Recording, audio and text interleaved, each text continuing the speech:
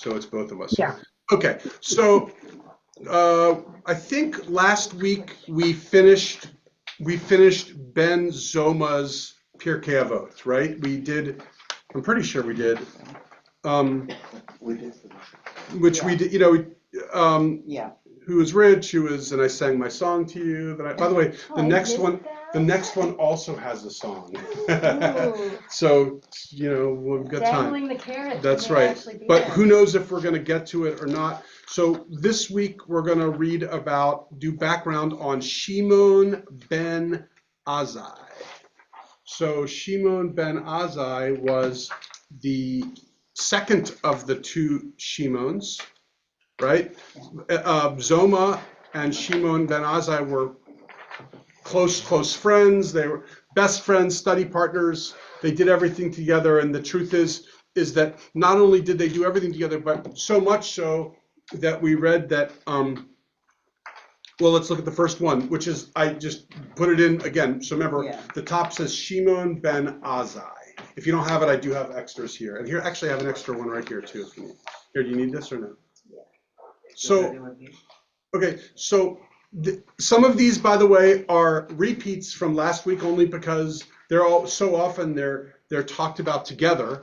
And since they're talked about together so often, Rashi, which we talked about last time, but I'll remind you here, it says Shimon ben Zoma and Shimon ben Azai and Shimon the Yemenite were not referred to by their full names, but rather they were called by their father's names. In other words, is this the bromance that you were? No, not the bromance. Not the bromance. The bromance is one of my favorites.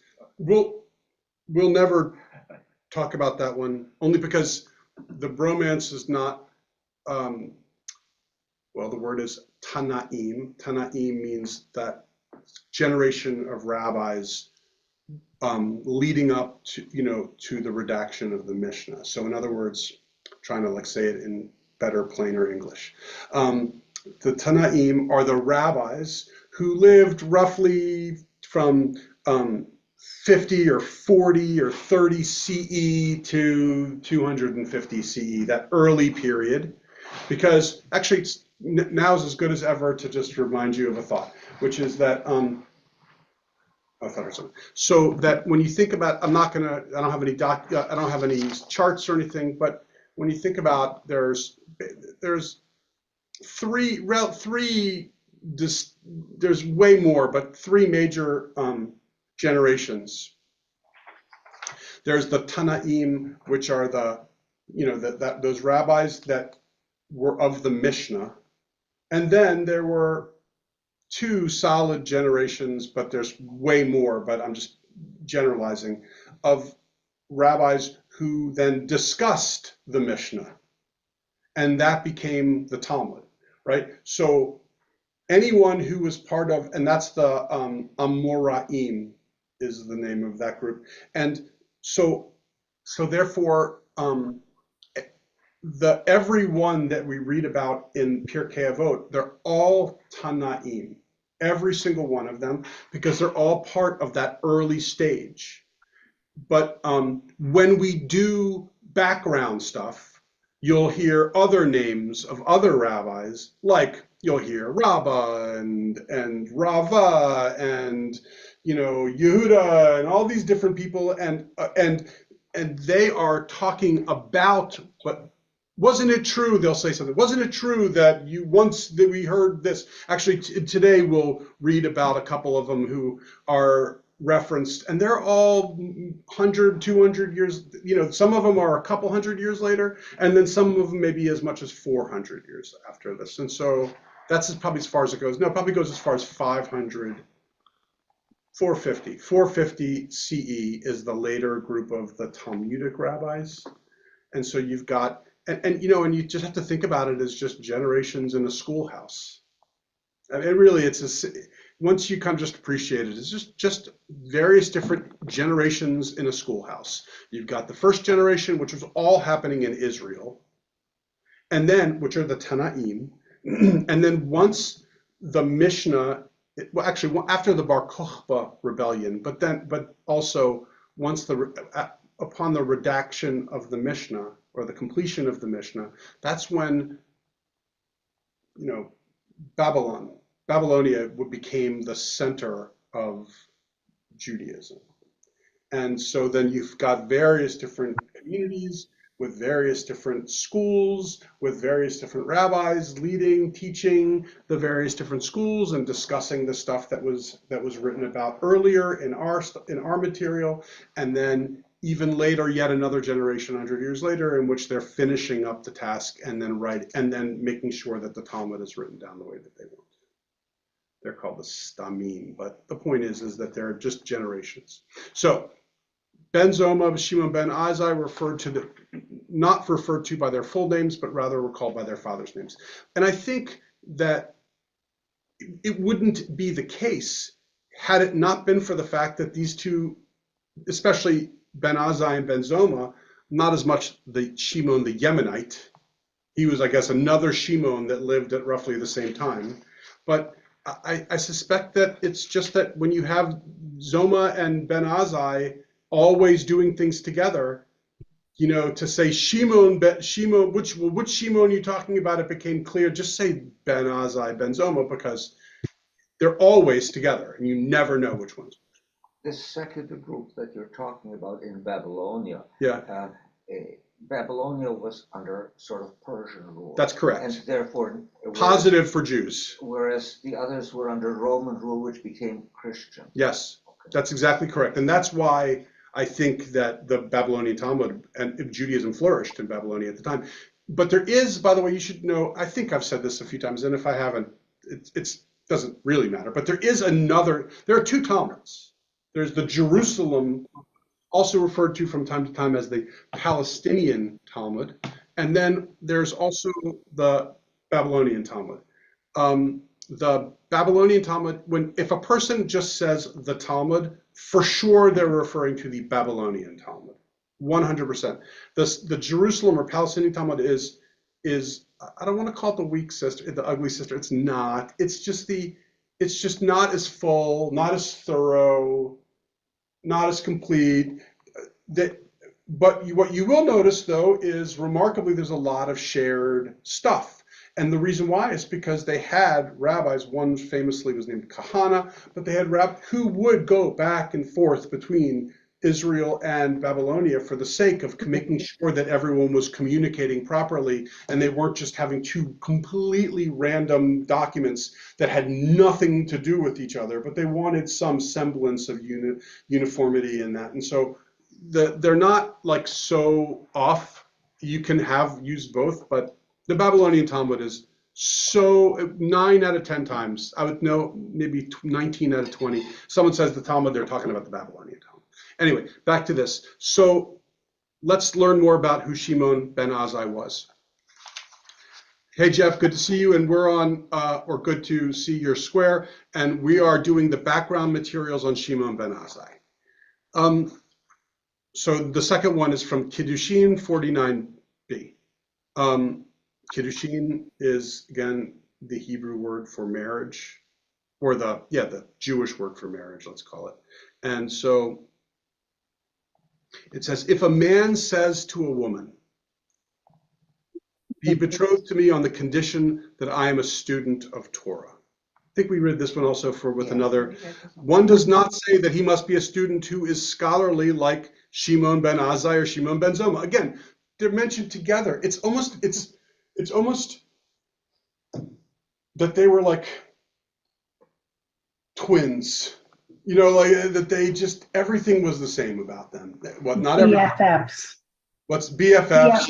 BFFs. Study partners, which meant that they were learning the same material and they were being influenced by the same people all the time. And so, why were they never ordained? Oh, because they died young. Oh, that's right. I remember. Thanks. So so the point is that again, it's just saying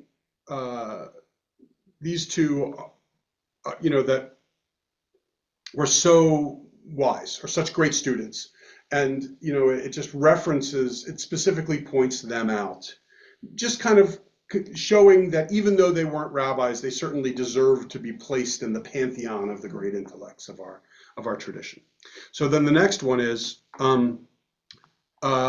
the Gemara now lists various standard formulations used to introduce the statements of various sages throughout the generation. So in other words, what it's trying to say is something like, if there are technical ways of referring to some of the sages with respect to their comments. So for example, it might say, some people say, and if it says some people say, it's referring to this person.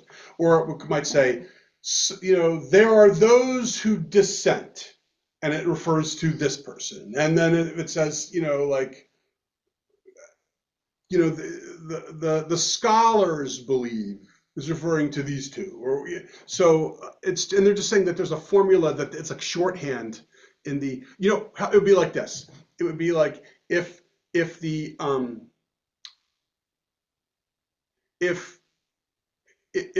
Orioles baseball announcer were to say, the Iron Man is back in the stands, we know they're talking about Cal Ripken. If the Orioles announcer were to say, the rookie phenom, like there's, every time you say that, that means we know who he's talking about. Okay, so the Gemara now lists various, stand for it. If a source says they deliberated before the sages, Danim lifnei hachamim, this is referring to Shimon ben Azai and Shimon ben Zoma, and Hanan the Egyptian and Hanani ben Hachinai. Rav Nachman bar Yitzchak would teach 5 names for this list: Shimon ben Azai, Shimon ben Zoma, Shimon HaTimni, that's the Yemenite, Hanan the Egyptian, and Hananiah ben Hachinai. So what they're saying is there's an argument because the first one only has 4 names, and then Nachman had 5 people. So there's a small argument about that. But what does this come to teach us? Number one, these two had friends, and they always were around, right? It's like, it's either 4 or 5. Shimon, Ben Zoma and Ben Azai, they may have been bosom buddies, never leaving each other's side. But then there were also 2 or 3 others who were hanging around a lot with them, and it was like a clique almost that they were part of. And that's A. And then B, on top of it, is that it once again, it speaks to their success as intellects and as scholars, because these two who aren't even rabbis, had a special saying for them to kind of reference when they were talking about these two. So before means in the presence of, not in temporal, not. Correct. Wait, let me see. Deliberate before this idea. Yes, in the presence of. Okay. Yes, that's correct. It's not temporal. It's physical. Now, again, Rashi on Kiddushin. So this is referring to the two, the one prior to this one, and which is that they were students and young men. They never received ordination because they died early. All right, so here's 2 stories in a row of examples. When I told you, remember, then there's the next generation. So now we're talking about the next generation. The next 2 are people who are living in Babylonia and who are, Abaye is one, Rava is the other. They're 2, the leaders, the headmasters of their yeshivas, of their academies, and it says, the first one, Sota, it says, the Gemara tells of a related incident. On one occasion, Abaye said, and he again was the principal teacher of the academy in Pumbedita. Abaye said, I am hereby as sharp and expert as Ben Azai, who taught Torah in the markets of Tiberias, and I'm ready to answer any questions that might be posed to me. Okay, so Abaye is at that moment one of the 2 great intellects of the time. There's Abaye, and then so there's actually 3. There's no. At this time it's Abaye and Rava. Then there's also the generation just prior was Rav and Shmuel. So I was getting my generations mixed up. But the point is that so Abaye and Rava were 2 of the leaders of their academies, and the first one, Abaye, is referencing how smart he is, and doing so by comparing him to Ben Azai. But the other piece, the reason why I put this one in there more was the part where it says the markets of Tiberias.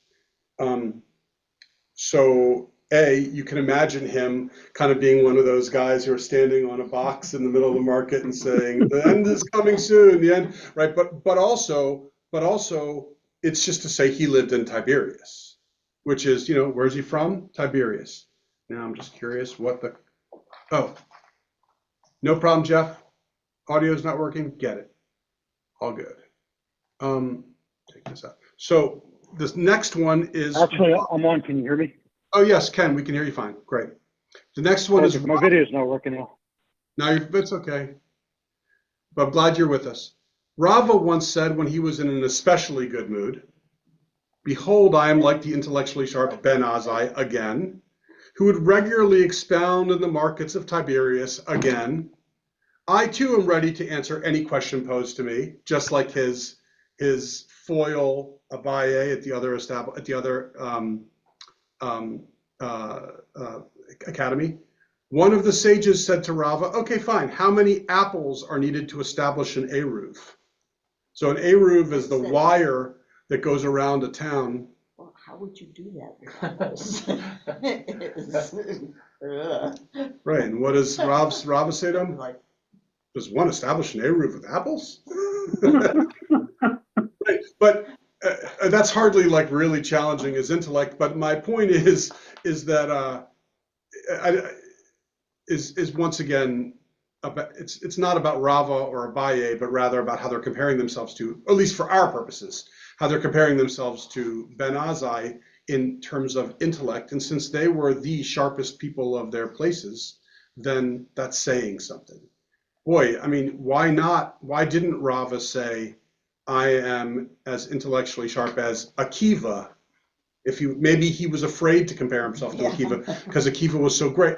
He wanted to be humble. I don't know, but what I do know is certainly that these two greats of their time were comparing themselves to Ben Azai, which at least speaks to Ben Azai, and also, once again, confirms that he was living in Tiberias. Why would one establish an eruv?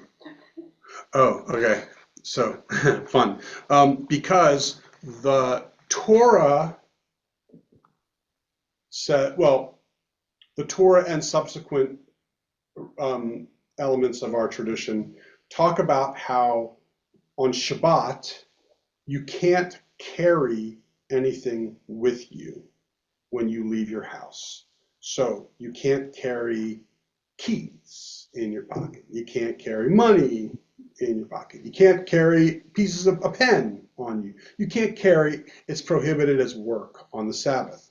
However, you can carry things within your home. So I can carry money, box, pen, whatever I want to carry inside my house. The moment I leave my house, I can't.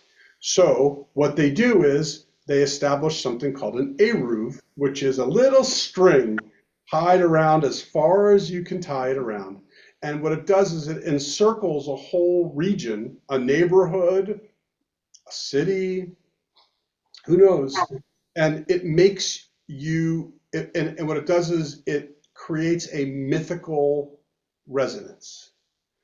Once So again, even back then, they were not happy with the rules. right. They were trying to get around them. Yes, they were. Very good. By the way, we are in the tractate Eruvin, which means eruvs.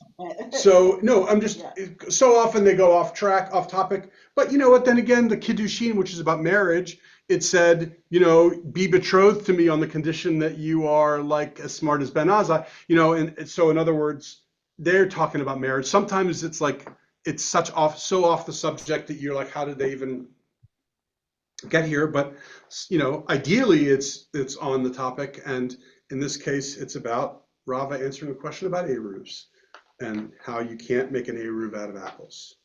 How you like them apples? You can, but the critters will carry it away. That's true. It's a good point. So that's why it's like it doesn't make any sense to make an eruv with apples. So the next one is Bereshit Rabbah. This is Midrash, again written at the same time. I mean, Midrash was written as early as the period when literally the Pirkei Avot was written. So it's not going to be referencing the later rabbis, but the earlier ones. But this Midrash was written over the course of a few hundred years too. But still, it's earlier than the late part of the Talmud, but it's smack in the middle of the early part of the Talmud and the middle part of the Talmud. Anyway, Bereshit. What's that? About a third of one. Yeah, it's exactly. Bereshit Rabbah. 3 miracles occurred on that day. On that day, they, Adam and Eve, were created. On that day, they cohabited. And on that day, they produced offspring. 3 miracles by Adam and Eve, right? So that's what they're talking about. And it says, Ben Azai says, this is the book of the descendants of Adam. This verse represents the central tenet of the Torah, as it teaches that all men are created in the likeness of God, and therefore they should treat each other with respect and consideration. This is the basic tenet upon which the rest of the Torah is based. So, boy, that's a very strong statement. So what basically Ben Azai is out there saying, if you want to know what the most important thing in the whole Torah is, right? It's and we know, by the way, what Hillel thought the most important thing was, and we will see someone agrees with Hillel in a second. But Ben Azai does not agree with Hillel. Ben Azai believes that the most important verse in the Torah is the one that says, "This is the book of the descendants of Adam." Okay, so far are we with so Rabbi Akiva says, and trust me, when Rabbi Akiva speaks, it's like E.F. Hutton?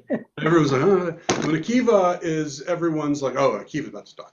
Akiva says, no, it's you shall love your neighbor as yourself. That's the most important thing in the Torah. It represents the central tenet of the Torah, as it teaches that you should not say, since I've been disparaged, let someone else be disparaged along with me. Since I was cursed, let someone else be cursed along with me. And the sages agreed with Ben Azai. Wow.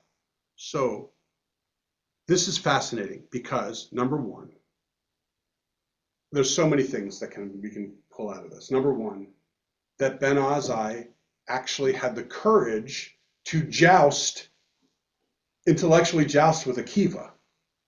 It definitely speaks once again to his kind of sharpness, something tells me that when Akiva walked in, it was like everyone's like, oh, let Akiva do the talking. No one's got the courage to say, Akiva, you're wrong. So that's number one. Number two, we find out that the sages agree with Ben Azai about this, right? Which is, I think, pretty striking as well. Now, the question is why? And it may not be so clear. So why is it? So you take Akiva's expression, which is love your neighbor as yourself. And that was Hillel's expression too before. Remember when he did it standing on one foot, and then all the rest of his commentary, go and learn it, right? So that's the assumption, is that's the correct verse. That's the central expression in the Torah. But Ben Azai objects to that, and then the sages agree. And what's his objection? No. The objection is that the real most important verse is, this is the book of the descendants of Adam. So why do you think, in your opinion, the sages would have agreed with Ben Azai and not Akiva? Already it's a risk to agree with Ben Azai, but what is it that he's saying that makes it more central to the Torah than what Akiva is saying? I think what he's saying is that respect for others for the other is more important than love, which is sort of a family emotional relationship. I think you're close, but I think you have it flipped. But I think I could be wrong. Like I think because what Akiva is saying is, you know, that you should treat another person well because that's how you want to be treated. That's how friends do things or people interact and do things. But what Ben Azai is, I think, is saying by saying this is the book of the descendants of Adam, which is saying that we're all descendants of Adam. We're all family here. You treat each other, you know, we're connected not just by friendship, but rather we're connected because we're all ultimately have the same DNA. We're brothers and sisters here. And it's right. And that's why you treat a person, or that's what's most important is to remember not that you should treat another person with respect or that you should care about a person out of friendship, but rather you should see every single person as if they're like part of your family. Mhm. It seems like the main point of the first part is that we're all created in the likeness of God. Yes. Yes. Not just the likeness. We literally, since Adam was the first, you know, person made by God, we're all kind of, we share in that same kind of miracle of birth. And we all have a bit of that in us. Not original sin, that's not what it's talking about, but we all have a little bit of that in us too. Well, And you go ahead. I was going to say one thing too that's a little different is whether consideration or love are different or not. But the one is talking about essentially all humans, Mhm. and the latter, Akiva, was talking about your neighbor, which Right. may not be quite as The person you're extensive. living nearby, right, may not necessarily be next door neighbor, but we get the point. You were like the person, Tribe, right? Yeah. This person, that person down the street, this person over here, the person we see at the doctor's office, the person, whatever. But then the other one is everybody, the people who live in Yakutsk and northern Siberia, to the people who are living in Tierra del Fuego, from north to south, east to west, we're all part of the same family, and that's why that's the most important verse in the Torah. Interesting. And the rabbis agreed with him again, which is like striking, because I can only imagine that Akiva walking out sulking and saying, "That's the last time you're gonna," muttering under himself. The next one comes from Ketubot, which is Ketubas. In the meantime, we've read this before, but just I've never included the end. So I obviously just took just a little part of it. But in the meantime, her father, this is Akiva's wife, Rachel. Her father, and his name is Kaba Savua, Ben Kaba Savua. And he heard that a great man came to town, and he had been one of the funders of the various different schools. He was very wealthy, very rich, and he would give money to help promote Judaism. And he had heard a great man came to town. He said, "I will go to him. Maybe he will nullify my vow, and I will be able to support my daughter." Right? What's he referring to? It's the vow that Rachel, Akiva's wife, who was the daughter of one of the wealthiest people in all of Israel, had disowned Rachel because she wanted to marry Akiva, who was a shepherd, instead of Ishmael, who was this great polished rabbinic student coming up the ranks. And Kaba Savua was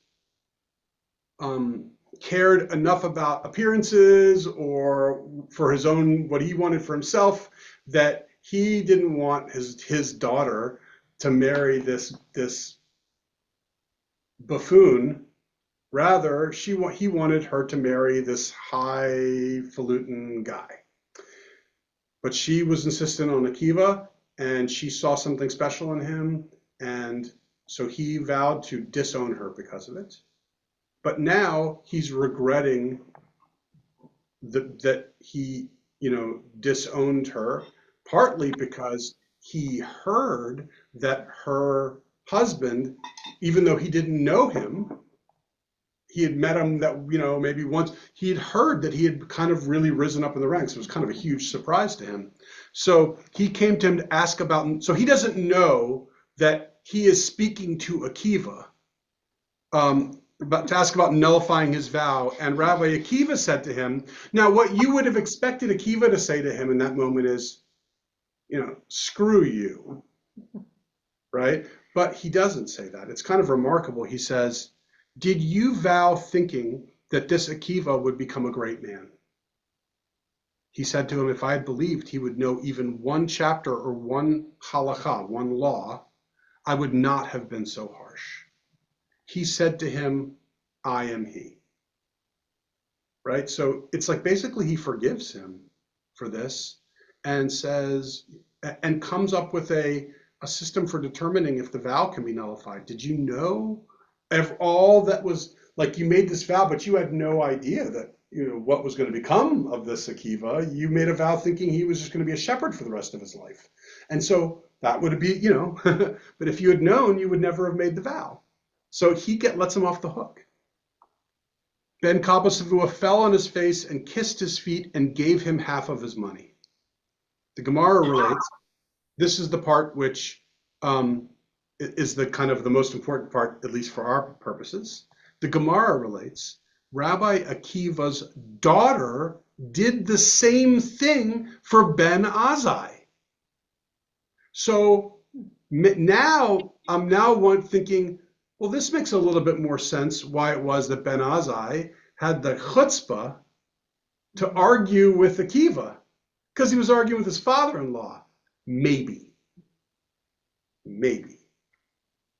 Let's keep reading, but maybe. I put you up to the edge of the cliff, and I'm not ready to push you over yet. He did the same thing for Ben Azai, who was also a simple person, and she caused him to learn Torah in a similar way by betrothing herself to him and sending him off to study.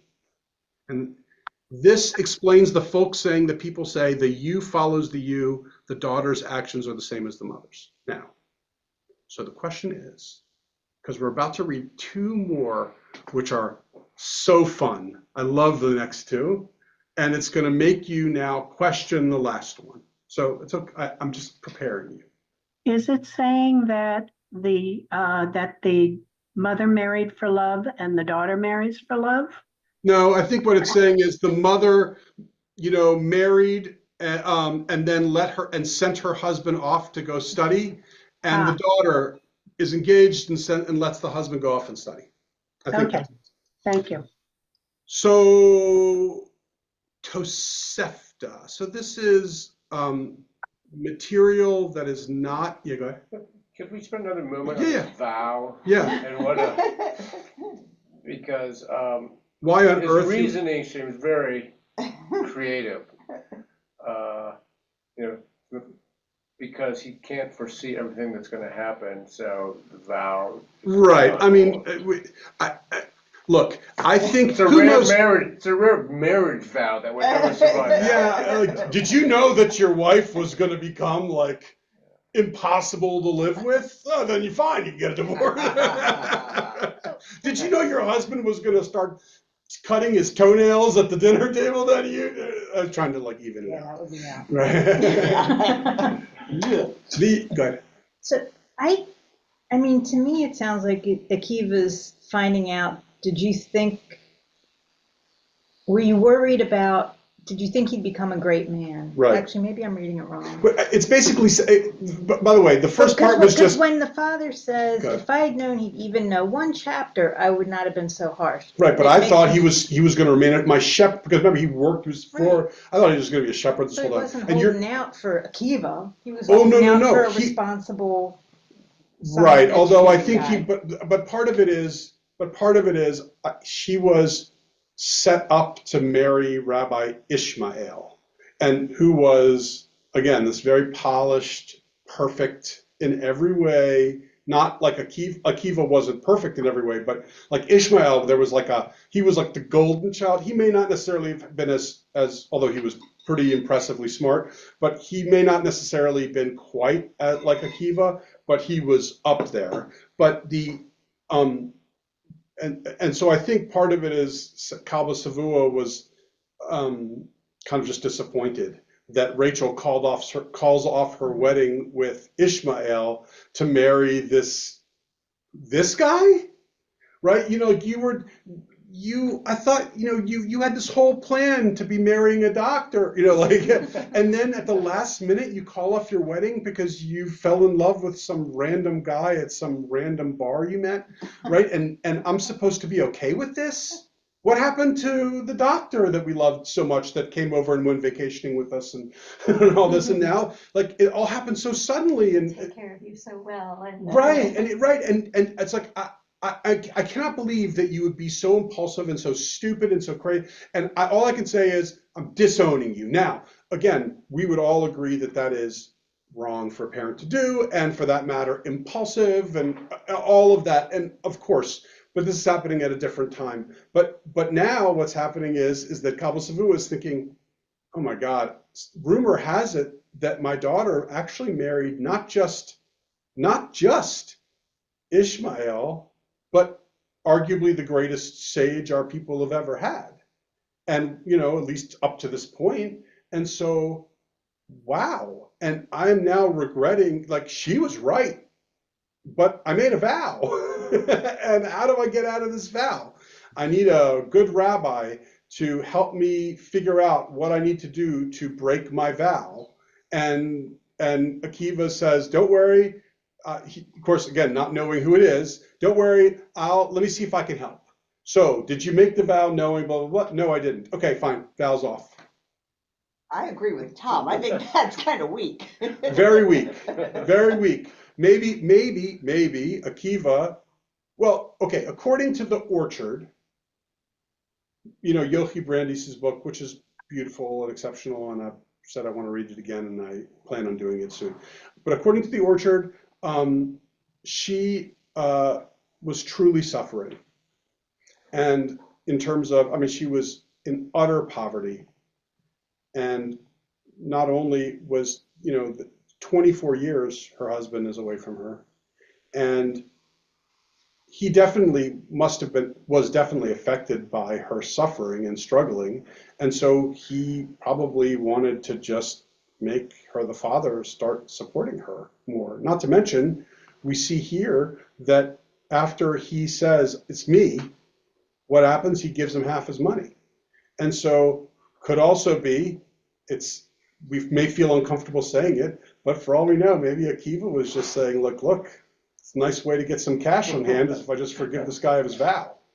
But also, he's, the guy's saying, hey, I was wrong. He's admitting that. And he is admitting I'm wrong. And so at least there's some sort of recognition. Not everyone would do that. Of course, yes. Of course, though, I was wrong it's one thing to say I was wrong when you don't know how wrong you were. And it's, like if he were to come back and say, it was still Akiva the shepherd, and he were to come back and say I was wrong, then that would be contrite. But once he becomes the president of the United States, maybe I was wrong. I should have probably, I should have, never questioned your judgment about this. And so it feels a little bit disingenuous after the fact, but I understand what you're saying. Well, the nature of the vow was a little questionable anyway, in my opinion. It's one thing to say, liquor shall never touch Right. my lips, or But it's another thing to disown your kid. Yeah, and merely acknowledging that was a mistake, is wonderful. But it's also, you shouldn't have made it in the first Yeah, place. Why true. would we want you to keep that vow? Yeah, but true. But also, it seems like, it feels like a terrible reason to have the vow broken, which is like, now that he's a Torah scholar, Yeah. like now I'm okay. Now I want the vow broken. It's like, no, that's not the right reason to break the vow. The right reason is because it was wrong for him to make the vow in the first place. But here's the thing, it's not some, lest we think that this was a Talmudic time. First of all, we know lots of people. I'm sure someone in your life that has utterly estranged and, for that matter, disowned a child. I mean, it's a terrible thing, but it's not, it still happens to this day. In the Orthodox community, especially the ultra-Orthodox community, there's a fascinating film that I've shown on a number of occasions to kids here, and Trembling Before God, it's called. And it's about the gay community in ultra-Orthodoxy and what happens to them if or when they come out of the closet. And to a person, they're all disowned by their families. Sitting Shiva, as they say, saying Kaddish and sitting Shiva for their kid, who is alive, living 4 blocks away with another person. Wow. It is awful, it's troubling, but it is it reminds me, look, it's the same thing as, what would happen in Iran if someone came out as, well, if they were killed, probably immediately, but, the parents would say, we want nothing to do with you because we could be killed too, right? And now it's not quite the same. You're not killed in the ultra-Orthodox community, but you are disowned. It's terrible, but it's true. So can we move on, because it gets fun? I've been dying to get to these two. Right? So, okay. Rabbi Akiva says, whoever spills blood, behold, that person causes the image of God to be diminished. You kill somebody, spilling blood, killing somebody, it's as if you have reduced God's image, because you're taking a human being away, and everyone's made in the image of God. And and then it says, as it is said in Genesis 9:6, one who sheds a man's blood, by a man, his blood shall be shed. For God made man in his image. Rabbi Elazar ben Azariah, we met him before. He was the young rabbi who was named the head of the Sanhedrin when Gamliel was kicked out because of how rude he was to Yehoshua. Anyway, Elazar ben Azariah says, anyone who does not occupy himself with fulfilling the commandment of be fruitful and multiply, behold, he is a spiller of blood and causes the image of God to be diminished. As it is said, for God made man in his image, and as for you, be fruitful and multiply. So Elazar ben Azariah has made a very strong statement saying, not only do you diminish God when you kill somebody, but if you don't bring children into the world, you are also diminishing God. Now, again, let's be clear. Hey, I gotta go then, because I gotta go get to work. That's right. Yeah. That's right. Trouble. That's right. No, again, let's be clear. I'm not saying I'm agreeing with this. I'm just saying, okay, but it gets even funnier or more interesting or worse. Okay, so that's Elazar ben Azariah. So now Ben Azai jumps in. Ben Azai says, anyone, and again, remember, all of these I put in here because of the Ben Azai parts, not because of the other stuff. Anyway, Ben Azai says, anyone who does not occupy himself in be fruitful and multiply, behold, he is a spiller of blood and causes the image of God to be diminished. As it is said, for in the image of God did he make man. So again, he says the exact same thing, but just uses a different proof for it. Okay, so he's saying the exact same thing. This is where it gets fun. Said to him, Rabbi Elazar ben Azariah, because they're just hanging out and talking, and they were colleagues. Beautiful are the words that flow from the mouth of one who sustains them or fulfills them. In other words, it's beautiful when a person says beautiful things, like puts his money where his mouth is. There are those who expound with beauty, but do not sustain their words with beauty. And there are those who sustain with beauty, but do not expound with beauty. In other words, some people are good at doing the mitzvah, but they don't know how to communicate it. And others are good at communicating the mitzvah, but don't, do what I say, not what I do, right? That's the concept. So Ben Azai is one who expounds with beauty, talks a good game, but who does not sustain with beauty. He has no children. He said to him, "What should I do? My soul's desire is for the Torah, and let the world sustain itself through others." So in other words, what do we learn here? He never had children himself. Now, you might say, why? Was Well, he married? okay, well, we remember 2 paragraphs ago, he was betrothed to Yeah. Rabbi Akiva's daughter, but Mhm. he never got married. He was just engaged. And so therefore, he never had intercourse, never had children. Still a virgin. Did he die first, or did they just not And he get died. married? Well, that's not clear. Because here it says, well, he went off and we know he went off. They say he just like Akiva, so maybe he went off and studied for 12 years. We don't know. That's not clear.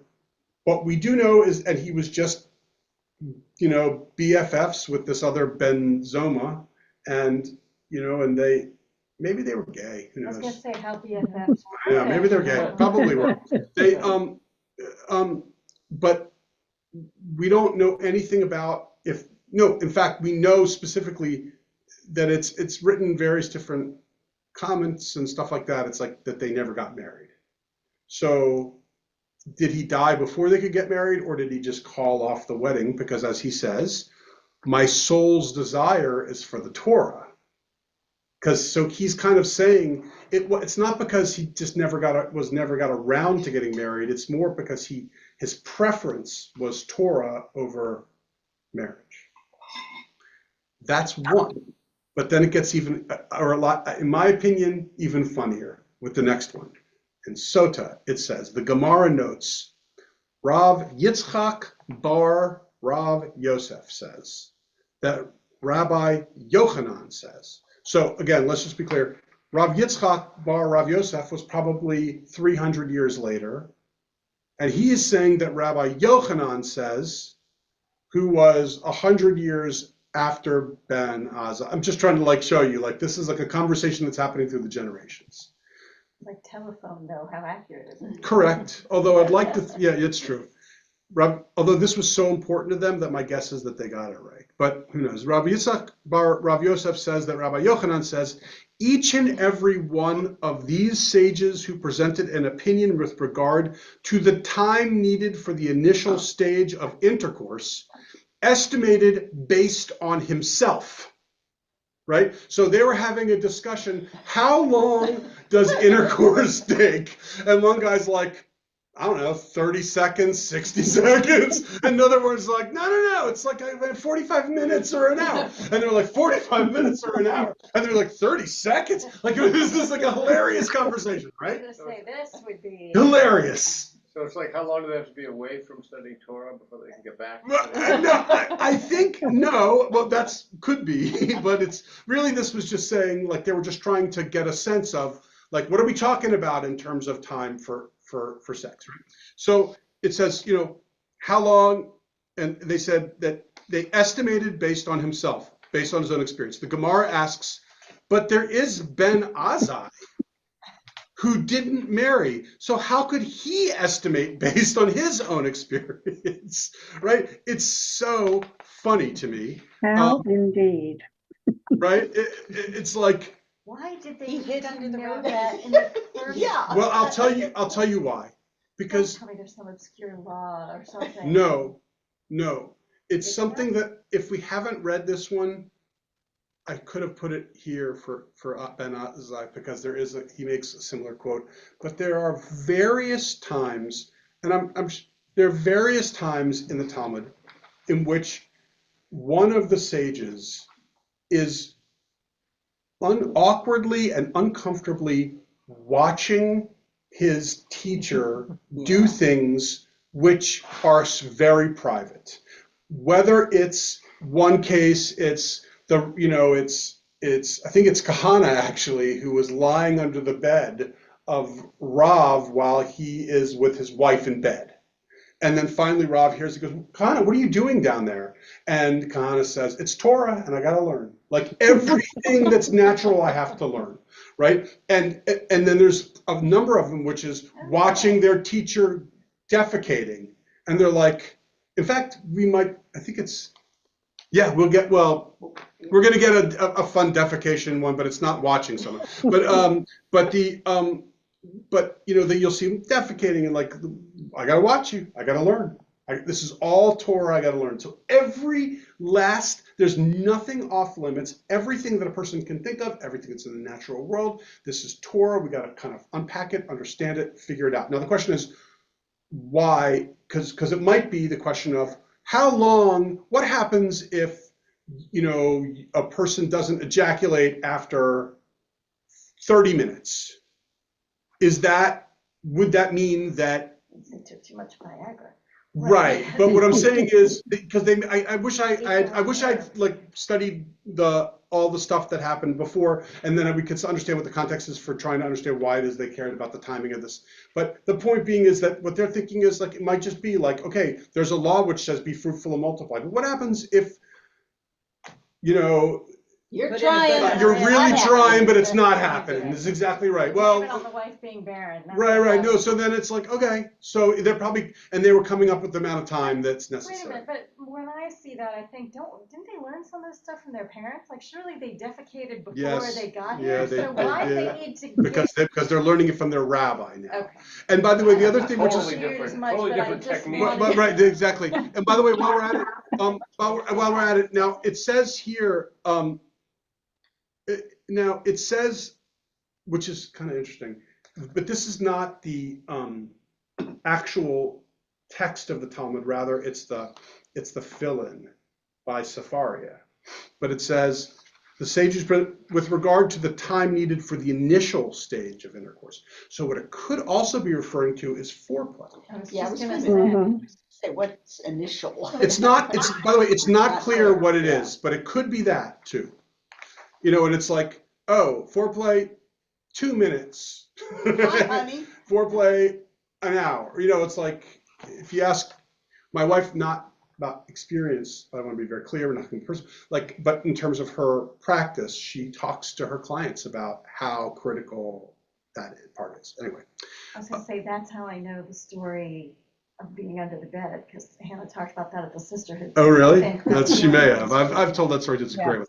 Anyway, so the next one now is, so we're getting a little bit off of the biography of Ben Azai, and let's move on. We'll do one more, and this is brachot, having to do with the word amen, right? The word amen is when we're going to start here. With regard to answering amen, the sages taught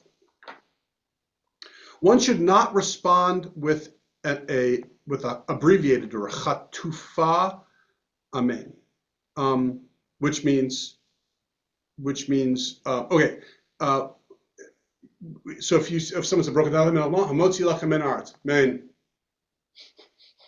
That's an abbreviated or chatuf amen, one in which you didn't hear me say the first part.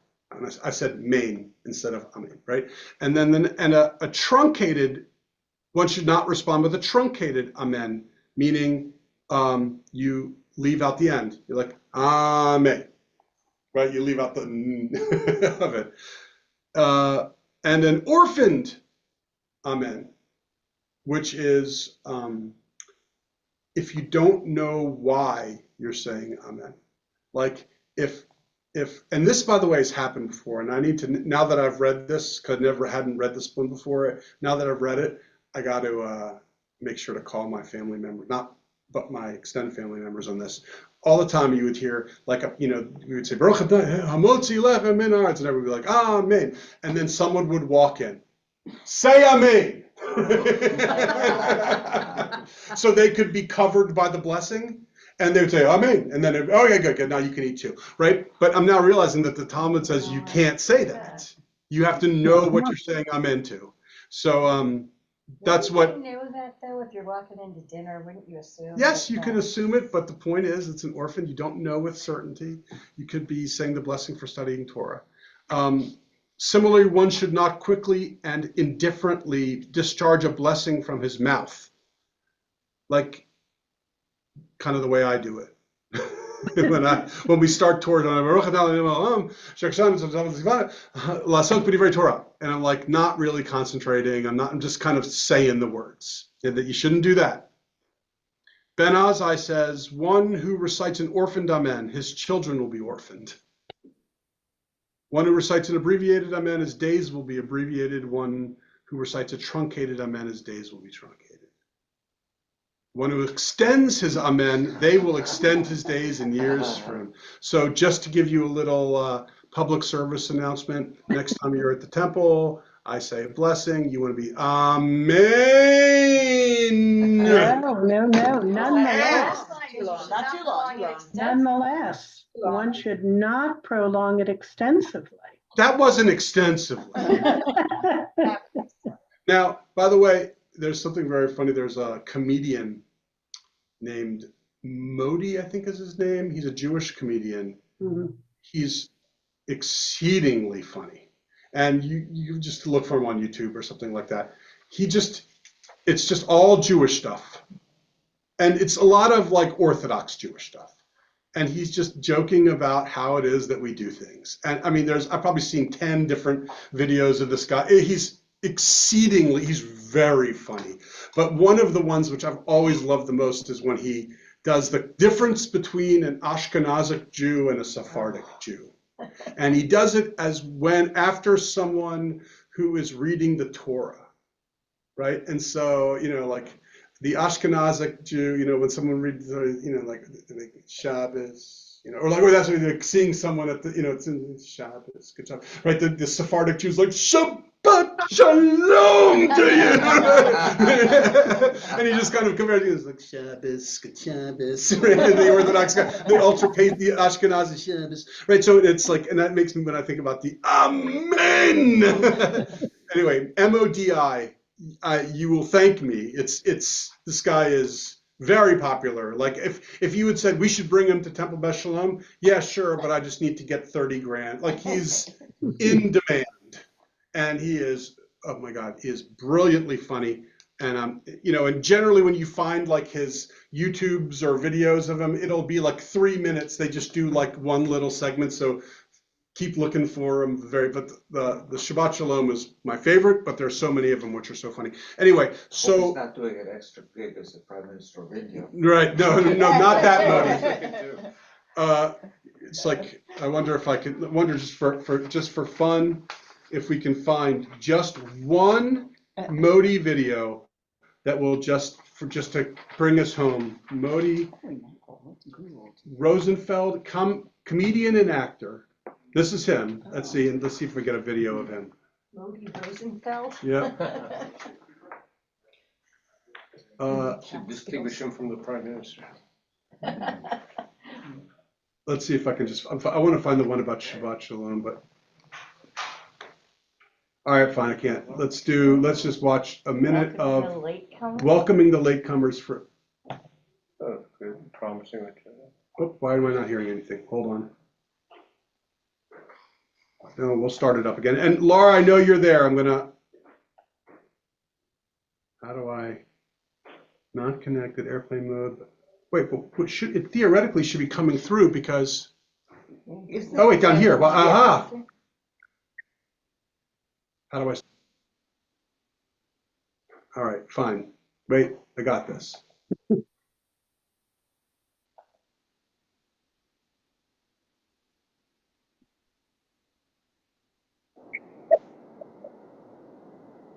Oh, Laura's not cool. That's okay. I can hear it.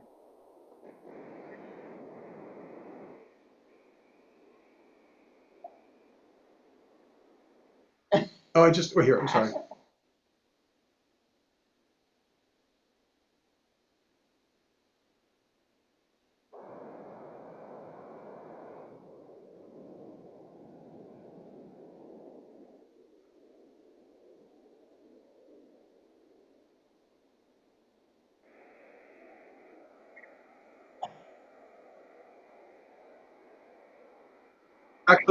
Actually, if you would indulge me, I'll tell you one of his jokes, which I think is absolutely pricelessly hilarious. And he said that the Shabbat elevator You know the principle of the Shabbat elevator? Yeah. Mhm. The Shabbat elevator is the reason for the Holocaust. Why? Okay. Because one day, Joseph Goebbels and Adolf Hitler were getting into an elevator, and it turned out that they got on a Shabbat elevator, right? This is his joke. And he says, and they noticed that every button is pushed on the elevator, and they're going up to the 65th floor, and they're getting on at 1, and they're going up 65th floor. And Hitler says, he says, the Kinder. And Goebbels says, Nein, the Juden. Not the Kinder, nein, the Juden. And he said, they're going back and forth. And what he says, by the time they got to the 36th floor, they were already drawing up plans to invade Poland. Because they had so much time on their hands as they'd gone up. But they had thought that it was the Kinder, but it was the Juden. And that was why they had to stop at every single floor on the way up. And for those of you who suffered through the Holocaust, it's not funny, but it was hilarious joke. It's type of the Kinder, nope, it's the Juden, and that's the reason for that. Anyway, that was his joke, but and only Jews can make that joke, obviously. But no, it's like but he's quite funny. And why did I bring him up at the beginning? What was the reason? Say amen. Oh, amen. That's right. And Thank where you. do you find him? I would just look for him on YouTube. YouTube. I always come across him on Facebook. You know, not like it's like a video that someone posts on Facebook, like, watch this, this is so funny. And then so it's like, I've never actually searched for him before. This Yeah, is the they first have a time I've lot ever of- searched. They've got a lot of YouTubes on here. Yeah, it's just Yeah. the guy, but he's quite funny. But it's so Jewish that it's it's like, you think to yourself, how are people who aren't Jewish, they must think this is just, they don't get it, right? And then that's what happens. It's only people, but when you get it, you find it to be. Because they have to understand Yiddish. Yeah, well, that's what every once in a while he breaks it, but it's usually English, but it's just very funny. Anyway, They did translate, so it's all good. right, it's Well, from a religious perspective, maybe this is funnier than Yid life. yeah, that's right. And he's Orthodox, although I don't think he wears a kippah, but like he's not like a Reformed Jew who is like, he's an observant Jew, but he's just making fun of his stuff, and he's good, very good. In any event, Jeff and Laura, I'm really happy to see you guys. Yeah, this was not the class to be home for. That's right. This was a good one to be with all of the